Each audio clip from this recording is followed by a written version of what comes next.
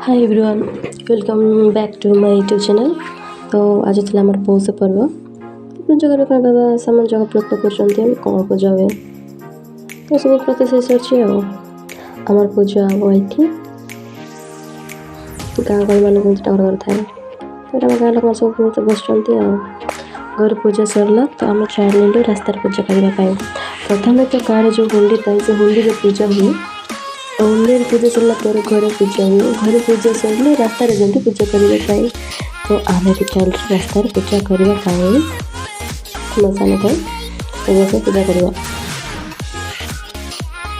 तो आम जो पूर्व रास्तार तो लोग पूजा कर तीन चार लोग आम थोड़े आसमती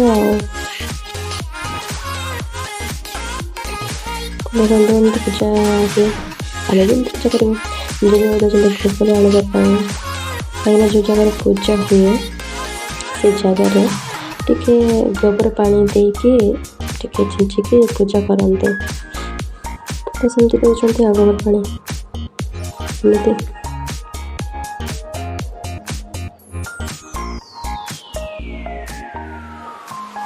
गोबर पानी दिया गले पूजा आरंभ हम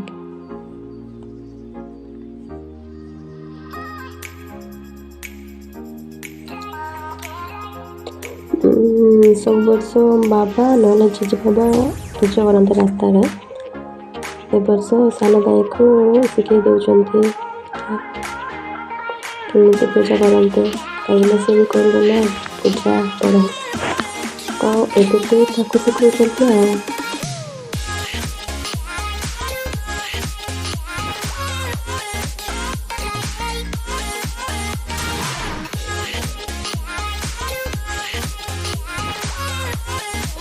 दीपकटी से गोबर रखा नहीं गोबर नहीं रखते पेड़ के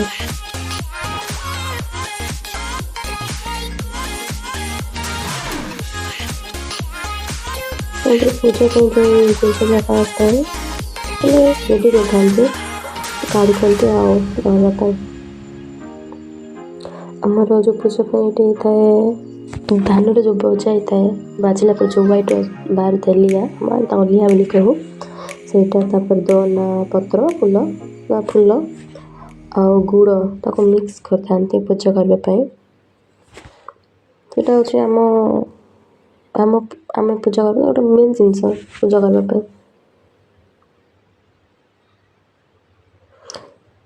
दीटा पणस पत्र खाने से पणस पत्र चाउल रखा जो रखे पणस पत्र स्लीत पणस पत्र को सी था मैंने छोटे छोटा करना चकनी करते आम भाषा चकनी बोली कहते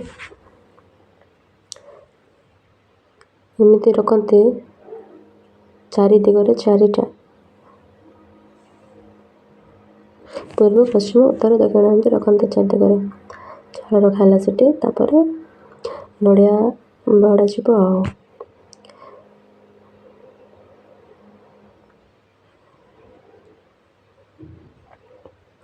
जेजे बाबा शिखे दौरान भाई को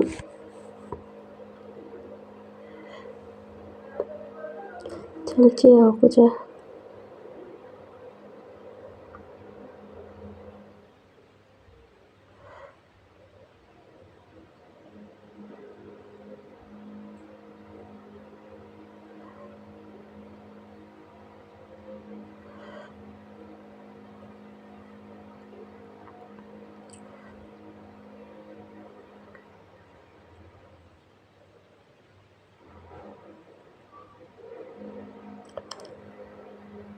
नड़िया पेड़ के एमती तीन थर बुलाते तापर नड़िया ज्योति पड़े तापर एमती रखी दिंते दुईटा को दी साइड कर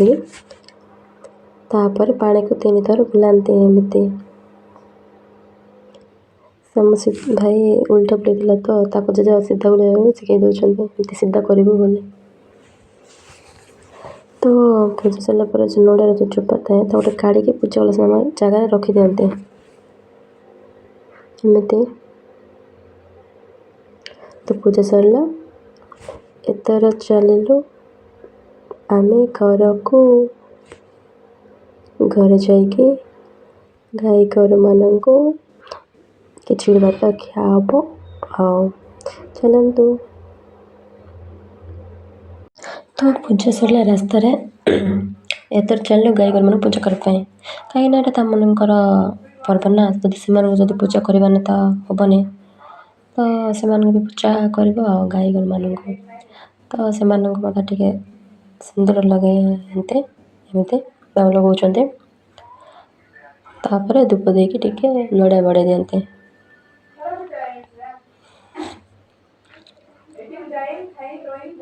ମୋ ସାନ ଭଉଣୀ ଗିନା ଧରିକି ଯାଇଛି ନଡ଼ିଆ ପାଣି ପିଇବା ପାଇଁ। ସମସ୍ତଙ୍କ ଘରେ ଏମିତି ହୁଏ, ନଡ଼ିଆ ବଡ଼େଇବା ପାଖରେ କ'ଣ କ'ଣ ନିଅନ୍ତି ନଡ଼ିଆ ପାଣି ପିଇବା ପାଇଁ। ଯାଇଛି ଆଉ ମିଳିଲା ବୋଧେ ନଡ଼ିଆ ପାଣି, ମୁଁ ଭାବିଲି ତ ମିଳିବନି ବୋଲି, ଯାହା ହଉ ପାଇଲା ଆଉ। ନଡ଼ିଆ ପୁରା ସିଧା ଭାଙ୍ଗିଲା, ଓଲଟା ସିଧା। ଏଥର ଗାଈମାନଙ୍କୁ ଗୋଟେ ବନ୍ଧା ହୁଏ, ବନ୍ଧା ହେବା ଜାଗାରେ ବୋଇତାଳୁ, ତାପରେ ସୁଜି ପିଠା, ମାଣ୍ଡିଆ ପିଠା ଆଉ ଜଙ୍ଗଲରୁ କୋଳି ଆଣିଥାନ୍ତି ସେ କନ୍ଦମୂଳ, ଆମର ତ ପିଠକାନ୍ଦା ବୋଲି କହନ୍ତି। ତ ଚାରିଟା ମିଶିକିନା ବାନ୍ଧୁଛନ୍ତି। ସୁଇଟ୍ ପଟାଟୋ ବି ମିକ୍ସ କରନ୍ତି, ଆମ ଘର ନଥିଲା ତ ସେଟା ମିଶେଇନୁ, ବାନ୍ଧନ୍ତି ଆଉ। ବାନ୍ଧିଲା ପରେ ଗାଁ ଲୋକମାନେ ବା ପିଲା ଟିକେ ମାନେ ଯେଉଁ ଜଗିଛନ୍ତି ସେମାନେ ଛଡ଼େଇକି ଖାଇବେ।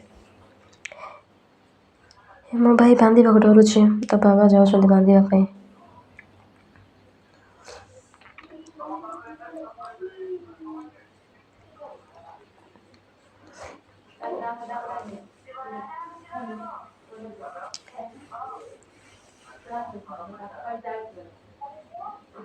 ତାପରେ ଏମାନଙ୍କୁ ଖିଚୁଡ଼ି ଭାତ ଦିଆ ହୁଏ ଖାଇବା ପାଇଁ।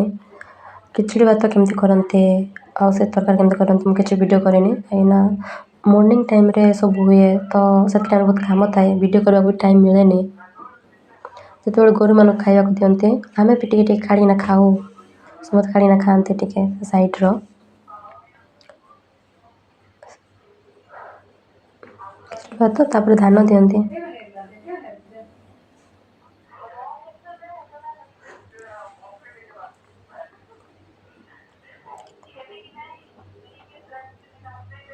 ଇଏ ବହୁତ ନେଇକିନା ଖାଉଛି, ଆଗରେ ଖାଉଛି ନେଇକି। ଇଏ ବୋଧେ କାଢ଼େନି, ମୋ ସାନ ଭଉଣୀ କାଢ଼େନି, ସେ ତ ମାଗିକି ଖାଉଛି।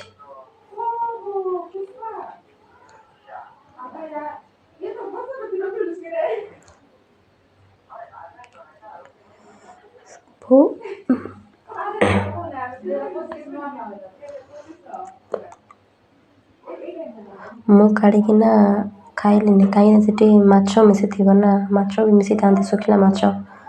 ମୁଁ ଆଇଁଷ କିଛି ଖାଏନି ତ କାଢ଼ିକି ଖାଇଲିନି। ଏଇଟା ଆମ ଘରର ବହୁତ ଟିକେ ଦୁଷ୍ଟ ଟାଇପ୍ର।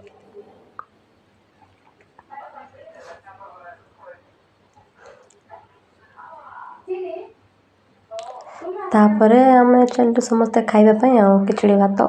ଗାଈ ଗୋରୁମାନଙ୍କୁ କହିସାରିଲା ପରେ ଆମେ ବି ଟିକେ ଟିକେ ଖାଇଲୁ ସେମାନଙ୍କର।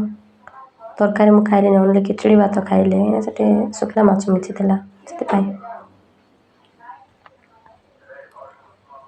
ସମସ୍ତେ ବସିକି ଖାଉଛନ୍ତି ଆରେ।